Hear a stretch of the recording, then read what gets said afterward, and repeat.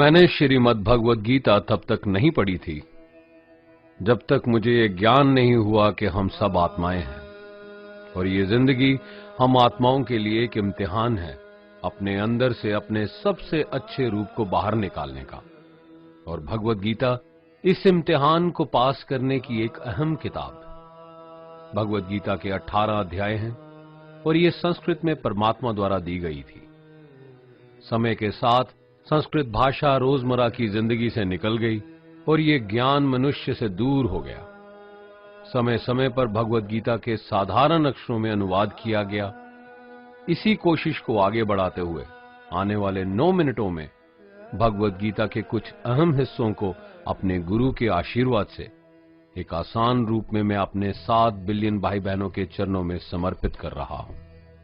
ये ज्ञान परमात्मा ने भगवान कृष्ण के द्वारा सबसे बड़े धर्म युद्ध महाभारत की रणभूमि कुरुक्षेत्र में अर्जुन को कुछ 5000 साल पहले दिया। ये वो वक्त था जब धर्म का बार बार उल्लंघन हुआ, परमात्मा का डर मनुष्य से निकल गया।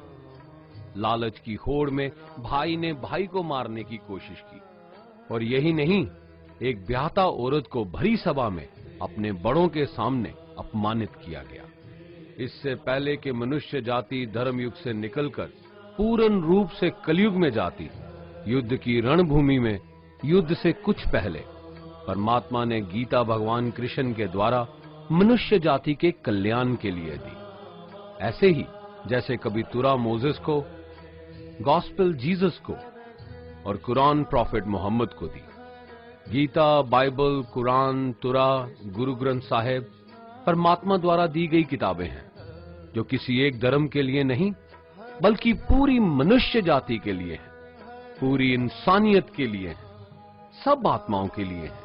क्योंकि ये आत्मा को परमात्मा के बारे में, उसकी सृष्टि के बारे में और सबसे अहम ये उन कायदों के बारे में समझाती है जिनका आत्मा को मनुष्य के रूप में हर हाल में पालन करना होगा, रक्षा करनी होगी। और इन्हीं कायदों की बुनियाद पे एक आत्मा को शरीर त्यागने के बाद परखा जाएगा और इस परीक्षा से पास होने पे हमेशा के लिए इस जन्म और मृत्यु से मुक्ति मिलेगी। परमात्मा भगवद गीता में कहते हैं कि मैं ही सबकी शुरुआत हूं, मैं शुरू से भी पहले था और सब खत्म होने के बाद भी रहूंगा। सब मुझ में है और मैं सब में हूं। जो भी तुम छू सकते हो, देख सकते हो, चख सकते हो या सुन सकते हो, वो सब मैं हूं। ये नदियां, पहाड़, सूरज, ग्रहण, चांद, सितारे सब मैंने बनाए हैं। मैंने ही भगवान, शैतान, राक्षस और इंसान बनाए। मैं सर्वव्यापी हूं, सब में रहता हूं, सब में मैं हूं, मैं ही हूं। मैं ही ब्रह्मा बन के सब बनाता हूं और रुद्रा बन के सब नष्ट कर देता हूं। मैं ये सृष्टि यूं ही बनाता और तोड़ता रहूंगा ताकि आत्माओं को मौके मिल सके इस जन्म और मृत्यु से एक दिन मोक्ष पाने को, हमेशा के लिए परमात्मा के साथ रहने को। भगवद गीता कहती है कि इस सबसे बड़ी परीक्षा के लिए परमात्मा ने प्रकृति का निर्माण 5 तत्व हवा, अग्नि, जल, पृथ्वी और ईथर से किया, जिन्हें हम छू के, चख के, सूंघ के, देख के समझ सकते हैं। पर खुद परमात्मा इन 5 इंद्रियों की समझ से बाहर है। उन्हें आत्मा इन इंद्रियों से नहीं जान सकती। आत्मा 5 इंद्रियों के साथ वैसे ही है जैसे एक लोहे का रोबोट जिसे अपने बनाने वाले का कोई पता नहीं। अर्जुन को भी परमात्मा का विराट रूप देखने के लिए भगवान कृष्ण ने दिव्य नेत्र दिए। भगवद गीता समझाती है कि आत्मा अजन्मी है, इसे कोई मार नहीं सकता, कोई जला नहीं सकता, डुबा नहीं सकता, काट नहीं सकता। लेकिन आत्मा को परमात्मा के साथ हमेशा रहने के लिए ये परीक्षा रूपी जीवन में बैठना ही पड़ेगा। इस परीक्षा के लिए परमात्मा से बिछुड़ के आत्मा को पृथ्वी पे किसी न किसी रूप में जन्म लेना पड़ता है और 88 करोड़ जोनियों को जीने और भोगने के बाद एक आत्मा को मनुष्य का शरीर और दिमाग मिलता है इस सबसे बड़ी मर्यादाओं की परीक्षा में बैठने के लिए।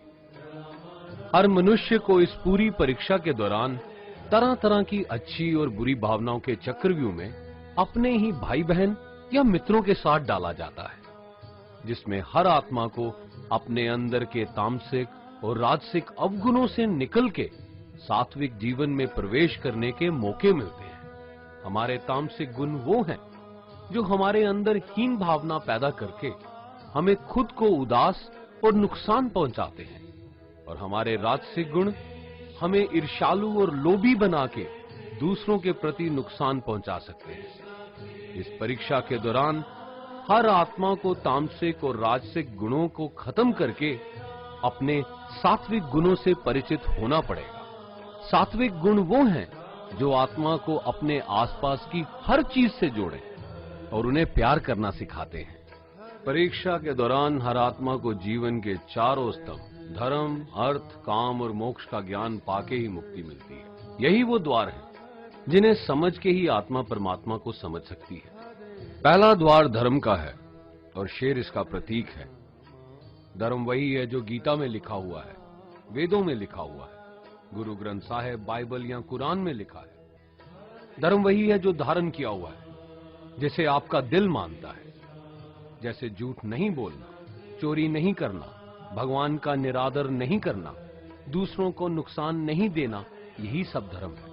और हर आत्मा को अपने जीवन काल में हर समय धर्म का पालन करना होगा और उसकी रक्षा करनी होगी। दूसरा द्वार अर्थ का है और घोड़ा इसका प्रतीक है। हर आत्मा अपने हर जीवन काल में अपने पृथ्वी पे होने का अर्थ या मूल कारण समझेगी। इस जिंदगी में भोगने वाली चीजें और रिश्तों का आनंद लेगी। अच्छा बेटा या अच्छी बेटी, अच्छा भाई या अच्छी बहन, अच्छा पति या अच्छी पत्नी बनके हर दुनियावी रिश्ते पर खरी उतरेगी और इस परीक्षा को पास करेगी। तीसरा द्वार काम का है। भगवत गीता समझाती है कि हर मनुष्य के अंदर काम, क्रोध, लोभ, मोह, अहंकार और ईर्ष्या जैसी 6 भावनाएं हमें अपने और दूसरों के प्रति नुकसान पहुंचा सकती हैं। इन भावनाओं को हर मनुष्य को हमेशा अपने नियंत्रण में रखना होगा, क्योंकि इनके बहाव में किया हुआ कोई भी काम हमारे जीवन भर की परेशानी का कारण बन सकता है। और एक आत्मा संतोष और सादगी से इन भावनाओं पे हमेशा के लिए विजय पा सकती है। चौथा स्तंभ मोक्ष का है और हाथी इसका प्रतीक है। इस परीक्षा रूपी जीवन में हर मनुष्य हर समय कुछ इच्छाएं रखता है। कुछ इच्छाएं एक ही जन्म काल में पूरी हो जाती हैं, पर कुछ अधूरी रह जाती हैं और उनके पूरा होने के लिए आत्मा को वापस पृथ्वी पे आना पड़ता है। भगवत गीता समझाती है कि हमारी इच्छाएं ही मूल कारण हैं हमारे पृथ्वी पे वापस आने का, और अगर हम कोई भी इच्छा ना रखें तो हम इस जीवन और मृत्यु से मुक्त हो सकते हैं। ये द्वार माफी का भी है। जिन्होंने आपके साथ बुरा किया उनको माफ करके और जिनसे आपने बुरा किया उनसे माफी मांग के मुक्ति पाई जा सकती है। जब तक आत्मा इन चारों दरवाजों धर्म, अर्थ, काम और मोक्ष को समझ नहीं लेती, तब तक आत्मा को बार बार इस मनुष्य रूप में आना ही पड़ेगा। परीक्षा का समय खत्म होते ही आत्मा शरीर और अन्य सब वस्तुओं का त्याग कर देती है। जो भी संसार में रहकर बनाया वो अब किसी और का होगा, और आत्मा अपने कर्मों के फैसले के लिए चली जाती है। आत्मा के अच्छे बुरे कर्मों का हिसाब होता है। अपने अच्छे कर्मों के लिए आत्मा कुछ वक्त के लिए स्वर्ग और दुष्कर्मों के लिए नरक पे चले जाती है। नरक में आत्मा को अपने पापों के अनुकूल सजाएं मिलती हैं, पर सजा खत्म होने के बाद आत्मा को फिर से एक नया शरीर और नया दिमाग मिलता है इस परीक्षा में फिर से बैठने के लिए। और हर परीक्षा में वही सब फिर दोहराया जाएगा, जिंदगी के 4 स्तंभ धर्म, अर्थ, काम और मोक्ष को समझने के लिए। हर जन्म में अपने कई जन्मों के कर्मों के हिसाब से हर आत्मा को कभी अच्छे और कभी बुरे हालातों से जाना पड़ता है। लेकिन जब तक आत्मा परमात्मा के साथ योग को नहीं समझ लेती, वो मुक्ति नहीं पा सकती। भगवत गीता समझाती है कि मनुष्य अपने शरीर, दिमाग या दिल से भगवान को पा सकता है। शरीर द्वारा किए कर्मों के माध्यम से परमात्मा को पाने को कर्म योग कहते हैं। ऐसे कर्म जो परमात्मा की इच्छा से हों और दूसरों के कल्याण के लिए हों। वाल्मीकि ने रामायण लिख के श्रवण ने अपने माता पिता की सेवा और उन्हें चार धाम की यात्रा करवा के, मदर टेरेसा ने अपने प्यार और सेवा के माध्यम से, और मैडम क्यूरी ने वैज्ञानिक खोज में अपने जीवन का बलिदान देके अपने कर्मों द्वारा परमात्मा को पाया। भगवत गीता समझाती है कि एक आत्मा दिमाग से भी परमात्मा के साथ योग लगा सकती है। इसे राजा योग कहते हैं, क्योंकि दिमाग या मस्तिष्क सब इंद्रियों का राजा है। एक मनुष्य अपनी आस्था, सांस प्रणाली, आसन, अभ्यास, साधना और तपस्या से परमात्मा को इस योग के रास्ते पा लेता है। इस योग को समझने के लिए हमें अपने अंदर की एनर्जीज यानी चक्रा और कुंडालिनी को समझना पड़ेगा।